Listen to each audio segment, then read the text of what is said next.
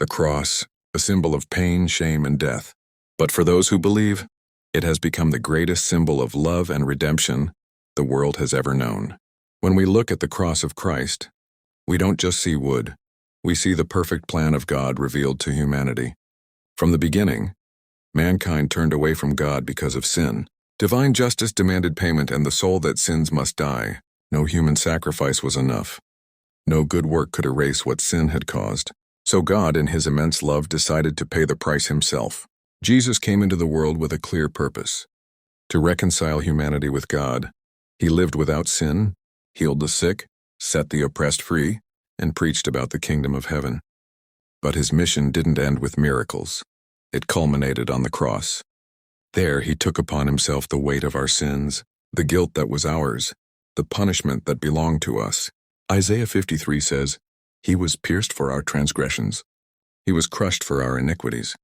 The punishment that brought us peace was on him, and by his wounds we are healed." On the cross, Jesus traded places with us.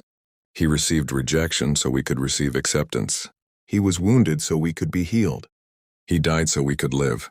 The purpose of the cross is to restore lost fellowship. Through it, the veil was torn. The barrier that separated man from the presence of God no longer exists. Now we can boldly come before the throne of grace, knowing that forgiveness, mercy, and love are available to all who believe. But the cross is also a call to transformation. Jesus said, "If anyone would come after me, let him deny himself. Take up his cross and follow me." The cross is not only the place where Christ died, it's also where our ego, pride, and sin must die. To follow Christ is to live a life of surrender and love, recognizing that we no longer live for ourselves, but for him who died and rose again for us. Therefore, the purpose of the cross is not to make us pity Jesus, but to move us to gratitude and change.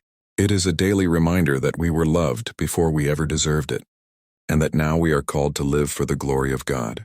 The cross shows us how terrible sin is, but it also shows us that God's love is greater still. And when we truly understand that, we realize that no burden, no pain, and no trial can ever separate us from that love.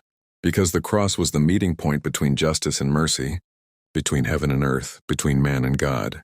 The purpose of the cross is simple yet profound: to bring us back to life, to hope, and to the presence of God.